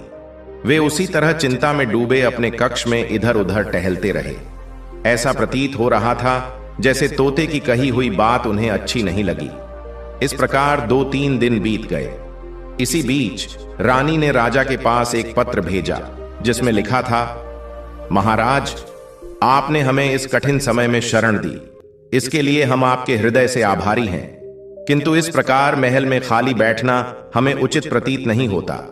हमें यह शोभा नहीं देता कि हम निरर्थक रहें। अतः हम आपसे विनम्र अनुरोध करते हैं कि हमें कोई कार्य प्रदान किया जाए जिससे हम आपके प्रति अपनी कृतज्ञता प्रकट कर सकें। हमें यह ज्ञात है कि महल में पहले से ही अनेक सेवक और सेविकाएं हैं, किंतु कृपया हमें भी सेवा का अवसर प्रदान किया जाए। हम महल के अन्य सेवकों की भांति अपना योगदान देना चाहती हैं। राजा ने यह पत्र पढ़ा तो पहले तो उनके माथे पर चिंता की लकीरें उभर आईं, लेकिन फिर उन्होंने विचार किया और तत्काल एक निर्णय लिया। महल में एक सेविका थी जिसका कार्य राजकुमारी की देखभाल करना था। वह सेविका उम्र में काफी छोटी थी और उसका स्थान किसी अन्य व्यक्ति से बदला जा सकता था। राजा ने निश्चय किया कि इस सेविका को हटाकर रानी को उसकी जगह नियुक्त किया जाए। उन्होंने तत्काल आदेश दिया कि रानी को राजकुमारी की व्यक्तिगत सेविका के रूप में नियुक्त किया जाए और पूर्व सेविका चंपा को इस कार्य से मुक्त कर दिया जाए। चंपा को यह निर्णय अत्यंत नागवार गुजरा।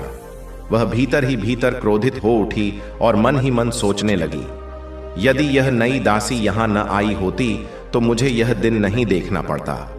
उसका हृदय ईर्ष्या और प्रतिशोध से भर गया। उसने निश्चय कर लिया कि किसी भी प्रकार से वह इस नई सेविका अर्थात रानी से बदला अवश्य लेगी। चंपा अब लगातार किसी उपाय की खोज में थी जिससे वह रानी को किसी कठिन परिस्थिति में डाल सके। एक दिन रानी अत्यंत उदास और चिंतित बैठी थी। उसे इस प्रकार परेशान देखकर राजकुमारी मृणालिनी ने स्नेहपूर्वक पूछा, क्या बात है दासी, तुम सदैव चिंता में क्यों डूबी रहती हो? न कभी हंसती हो, न अधिक बात करती हो। चलो हमारे साथ बगीचे में घूमने चलते हैं। मैं भी कई दिनों से महल से बाहर नहीं निकली हूं। मित्रों, राजकुमारी के आग्रह करने पर रानी उनके साथ बगीचे की ओर चल पड़ी। उसी समय पहले वाली दासी चंपा, जो पहले से ही अवसर की तलाश में थी, ने यह देख लिया। यह उसके लिए सुनहरा अवसर था। वह तुरंत राजमहल के भीतर चली गई। जब वह महल के मुख्य द्वार पर पहुंची तो द्वारपाल ने उसे रोक लिया, किंतु उसने द्वारपाल से आग्रह किया, मुझे राजा से एक अत्यंत आवश्यक कार्य है, मुझे तुरंत अंदर जाने दें। उसकी गंभीरता को देखते हुए द्वारपाल ने उसे भीतर जाने की अनुमति दे दी। इस प्रकार चंपा राजमहल में प्रवेश कर गई। वह चुपचाप छिपते छिपाते राजकुमारी मृणालिनी के कक्ष में पहुंची। वहां पहुंचकर उसने राजकुमारी का बहुमूल्य रत्न जड़ित कंगन चुरा लिया और गुप्त रूप से महल से बाहर निकल गई। उधर जब राजकुमारी और रानी बगीचे से लौटकर अपने कक्ष में पहुंची तो उन्होंने देखा कि रत्न जड़ित कंगन गायब है। यह समाचार महल में आग की तरह फैल गया। सभी दास दासियां इधर उधर दौड़ने लगे, किंतु कंगन का कोई पता नहीं चला। संध्या होते होते यह समाचार राजा प्रताप सिंह तक पहुंच गया। सभी का संदेह रानी पर ही गया। हो न हो यह चोरी इस दासी ने ही की होगी। राजा को तो पहले ही उसके व्यवहार संदेहास्पद लग रहा था। उन्होंने मन ही मन सोचा, जब से इन स्त्रियों ने महल में कदम रखा है तभी से अशुभ घटनाएं घट रही हैं। पहले उपद्रव की सूचना मिली और अब यह चोरी। राजा क्रोध से आग बबूला हो गए। उन्होंने क्रोध में पैर पटकते हुए आदेश दिया, इन दोनों स्त्रियों को तुरंत महल से बाहर निकाल दिया जाए। पता नहीं किस अशुभ घड़ी में यह यहां आई थी। मैं इनकी सूरत तक नहीं देखना चाहता। राजा के आदेश मिलते ही सैनिकों ने रानी और दासी को महल से बाहर निकाल दिया। अपमान और पीड़ा से रानी का हृदय तड़प उठा। भाग्य के इस कठोर खेल पर आंसू बहाती हुई रानी और दासी उसी अपरिचित राज्य में उसी मार्ग पर चलने लगीं जिससे कुछ दिन पूर्व महल पहुंची थीं। उधर रानी और दासी के महल से निष्कासन के कुछ ही समय बाद राजा प्रताप सिंह को सैनिकों ने आकर एक हर्ष का समाचार सुनाया। महाराज, उपद्रव का अंत हो गया है, दुष्टों को कुचल दिया गया है और आपकी आज्ञा के अनुसार उन सभी को बंदी बना लिया गया है। राजा यह शुभ समाचार सुनकर अत्यंत प्रसन्न हुए। इसी बीच द्वारपाल के निर्देश पर भेजे गए सेवकों ने कंगन की खोज प्रारंभ की। अंततः चंपा को चोरी किए गए कंगन के साथ पकड़ लिया गया। सैनिकों ने उसे पकड़कर सीधे राजा के समक्ष उपस्थित कर दिया। जैसे ही राजा को झांत हुआ कि वास्तविक अपराधी तो चंपा थी, वे अपने निर्णय पर अत्यंत खेद करने लगे। उन्होंने तुरंत सैनिकों को आदेश दिया, रानी और दासी अभी अधिक दूर नहीं गई होंगी, जाओ शीघ्रता से उन्हें ढूंढकर वापस महल में ले आओ। राजा के आदेश मिलते ही सैनिक चारों दिशाओं में दौड़ पड़े ताकि रानी और दासी को यथाशीघ्र महल लौटाया जा सके। बहुत खोजबीन के बाद सैनिकों ने अंततः रानी और दासी को ढूंढ निकाला और उन्हें पुनः राजमहल ले आए। जैसे ही रानी और दासी ने महल में प्रवेश किया और अपने कक्ष में पांव रखा, राजा स्वयं आगे बढ़े। शर्म और पछतावे से उनका सिर झुका हुआ था। भारी मन और कांपती आवाज में उन्होंने कहा, बहन, मैं अत्यंत लज्जित हूं। मैंने अकारण ही तुम्हें दोषी समझ लिया और तुम्हारे हृदय को ठेस पहुंचाई। तुम्हारे प्रति किए गए इस अन्याय के लिए मुझे गहरा पश्चाताप है। राजा के शब्द सुनते ही रानी की आंखों से अश्रुओं की धारा बहने लगी। उसी समय तोता भी वहीं उपस्थित था। जैसे ही उसकी दृष्टि रानी पर पड़ी, उसका हृदय व्याकुल हो उठा। उसकी आंखों से भी आंसू बहने लगे। पिंजरे में बंद तोता बेचैनी से बाहर निकलने के लिए छटपटाने लगा। वह जोर जोर से चीखने और चिल्लाने लगा तथा पिंजरे की सलाखों पर अपनी चोंच मारने लगा।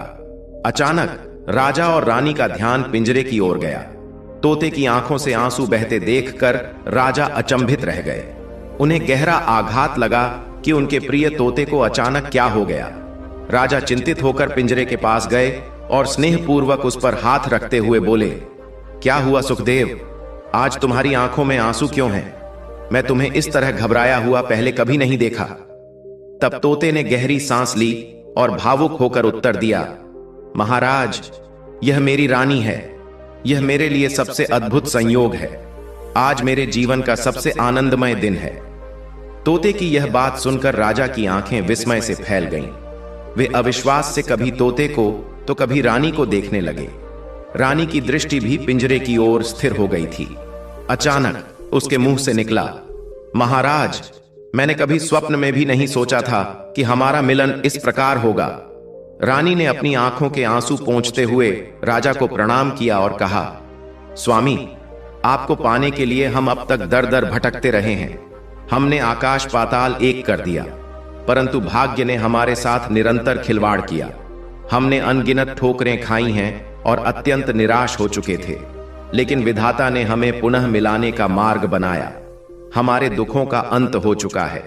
इससे अधिक सौभाग्य और क्या हो सकता है? भावनाओं के प्रवाह में रानी का गला भर आया। राजा प्रताप सिंह की आंखों के सामने जैसे समस्त भ्रम के पर्दे हट गए। अब उन्हें यह ज्ञात हो चुका था कि जो स्त्री उनके महल में दासी बनकर रह रही थी, वह वास्तव में एक रानी थी। इस सत्य का भान होते ही वे अत्यंत लज्जित हो गए और ग्लानि से उनकी गर्दन झुक गई। वास्तव में यह एक अत्यंत मार्मिक दृश्य था। इसके बाद राजा ने रानी के रहने की व्यवस्था राजमहल में एक भव्य कक्ष में करवा दी। साथ ही तोते का पिंजरा उनके कक्ष से हटाकर रानी के कक्ष में रखवा दिया गया। रात्रि में राजा सोमेश्वर और रानी के मध्य देर रात तक वार्तालाप चलता रहा। उन्होंने एक दूसरे से यह साझा किया कि वे अब तक कहां रहे, किस प्रकार कठिनाइयों का सामना किया और किन हालातों से गुजरे। अब वे आगे की योजना बनाने लगे, किंतु उन्हें कोई उचित मार्ग नहीं सूझ रहा था। उनका सबसे बड़ा प्रश्न यही था, उस दुष्ट मंत्री से बदला कैसे लिया जाए। इसी उधेड़बुन में कुछ दिन और बीत गए। उन्हीं दिनों राजा प्रताप सिंह की पुत्री राजकुमारी मृणालिनी के स्वयंवर की तैयारियां महल में जोरों पर चल रही थीं। राजमहल के समस्त लोग स्वयंवर की तैयारियों में व्यस्त थे। विभिन्न राज्यों से राजा, महाराजा और राजकुमार महल में पहुंचने लगे। उनकी सुख सुविधा और ठहरने की उत्तम व्यवस्था की जा रही थी। मंडप को अत्यंत भव्य रूप से सजाया गया था और महल की अद्भुत साज सज्जा देखते ही बनती थी। दास दासियां निरंतर कार्यों में व्यस्त थीं और उन्हें पल भर का विश्राम भी नहीं मिल रहा था। रानी यह भली भांति जानती थी कि इस स्वयंवर में दूर दूर से राजा और राजकुमार भाग लेने आएंगे। एक दिन रानी ने तोते से कहा, मुझे लगता है कि वह दुष्ट मंत्री भी इस स्वयंवर में अवश्य आएगा। तोते ने उत्तर दिया, रानी, यह संभव है कि वह यहां आए, किंतु यह भी आवश्यक नहीं कि वह यहां उपस्थित हो। रानी कुछ देर सोच विचार में डूबी रही, फिर बोली, उसका यहां आना अत्यंत आवश्यक है। यदि वह नहीं आएगा तो मेरी योजना अधूरी रह जाएगी। तोते के रूप में राजा अधीर होकर बोले, रानी, तुम क्या सोच रही हो? तुमने कौन सी योजना बनाई है? रानी गंभीर स्वर में बोली, महाराज, मैंने यह विचार किया है कि राजकुमारी केवल उसी व्यक्ति को वरमाला पहनाए जिसे संजीवनी मंत्र की विद्या आती हो। यदि राजा प्रताप सिंह के आदेश से यह घोषणा करवा दी जाए तो मेरा विश्वास है कि मंत्री भैरवनाथ इस स्वयंवर में अवश्य आएगा, क्योंकि उसे यह विद्या प्राप्त है। अब यह कार्य तुम्हारे हाथ में है कि तुम किसी प्रकार राजा प्रताप सिंह को इस शर्त के लिए सहमत कर लो ताकि मेरी योजना सफल हो सके।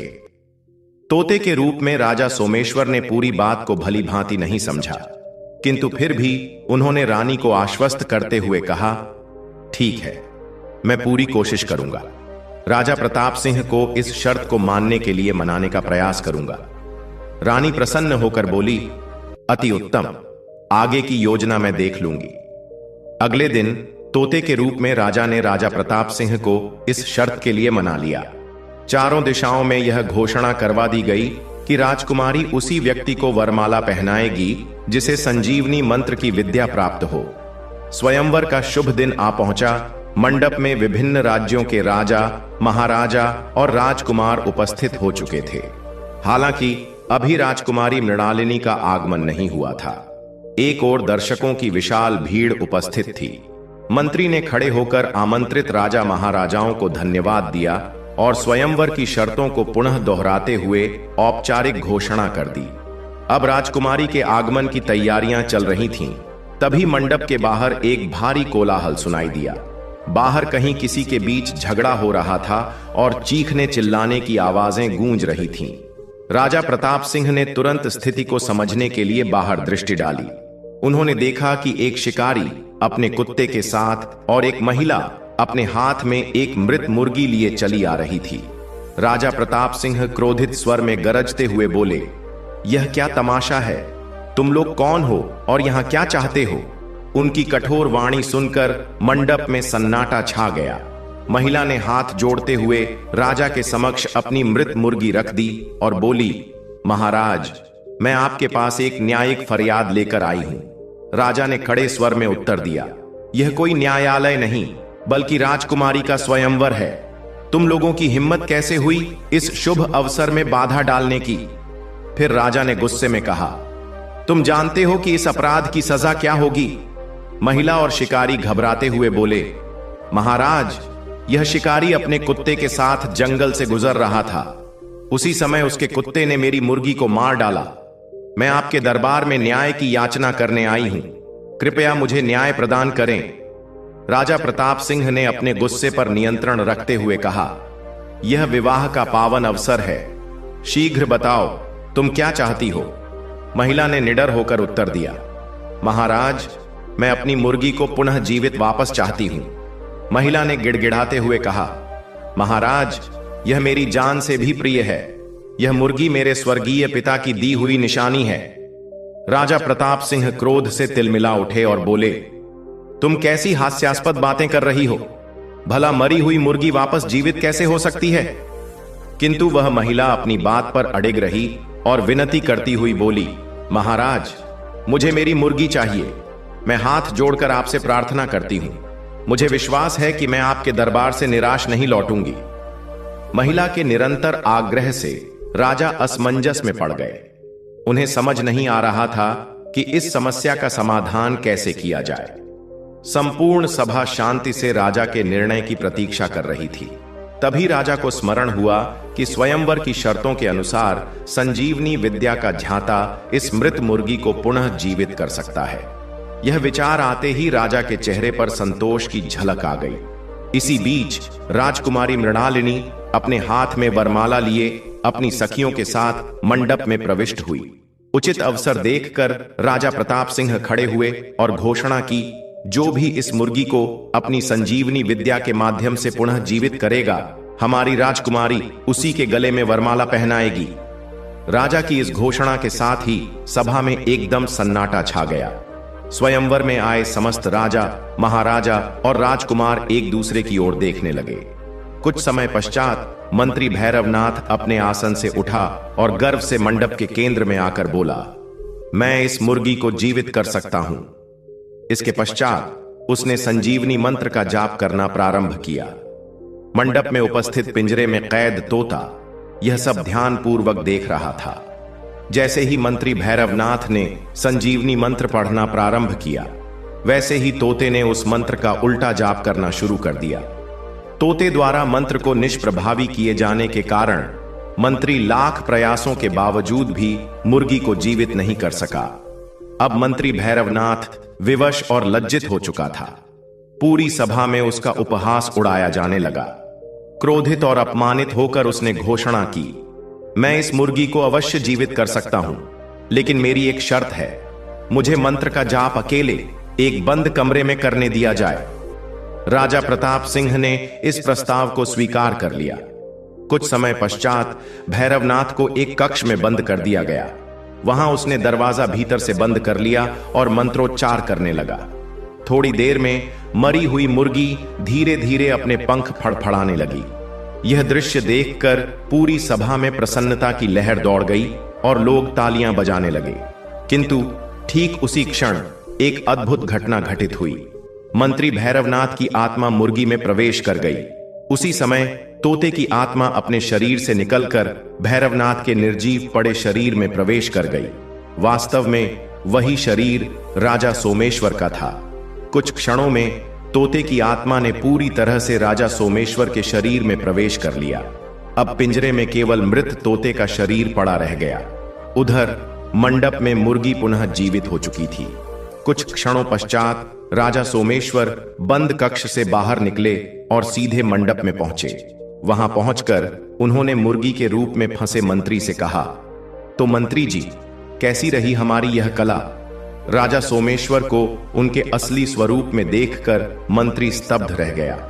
मंत्री समझ चुका था कि किसी ने उसके मंत्र को निष्प्रभावी किया है। वह क्रोध और घबराहट से बोला, तो यह सब तेरा ही किया धरा था। तूने ही मेरे संजीवनी मंत्र का विपरीत प्रभाव डाला। मित्रों, वह महिला जो पहले कह रही थी कि यह मुर्गी मेरी है, तथा शिकारी जो कुत्ते के साथ आया था, दरअसल रानी और दासी ही थे। राजा प्रताप सिंह राजा सोमेश्वर को उनके वास्तविक रूप में देखकर अत्यंत प्रसन्न हुए। इसके पश्चात मंत्री भैरवनाथ, जो अब एक मुर्गी के शरीर में था, को मृत्युदंड दिया गया। राजा प्रताप सिंह ने राजा सोमेश्वर और रानी का भव्य स्वागत किया। प्रिय दर्शकों, इस कथा से हमें कुछ महत्वपूर्ण बातें सीखने को मिलती हैं। बेंग, अपनी पत्नी के प्रेम और सम्मान की रक्षा करें। किसी अन्य पुरुष को अपनी पत्नी के प्रति आकर्षित होने का अवसर न दें। 2. अपने गुप्त रहस्यों को किसी और के सामने प्रकट न करें। यदि कोई रहस्य आपकी प्रतिष्ठा को हानि पहुंचा सकता है तो उसे गुप्त ही रखना चाहिए। 3. अपने धन, वैभव और सुंदरता की चर्चा अनावश्यक रूप से न करें। इससे ईर्ष्या और शत्रुता उत्पन्न हो सकती है। कुछ समय बाद राजा सोमेश्वर अपनी रानी और दासी सहित अपने राज्य लौट गए। उज्जयिनी की प्रजा अपने प्रिय राजा और रानी को पुनः पाकर अत्यंत हर्षित हुई। राजा और रानी ने अपनी प्रजा के साथ मिलकर पुनः अपने राज्य का संचालन आरंभ किया और सुखमय जीवन व्यतीत करने लगे। प्रिय दर्शकों, हमारी आज की कथा यहीं समाप्त होती है। हम आशा करते हैं कि आप इस कथा से प्रेरणा लेंगे और जीवन में इन शिक्षाओं का अनुसरण करेंगे। अगली ज्ञान चर्चा में पुनः भेंट होगी। तब तक के लिए नमस्कार, धन्यवाद।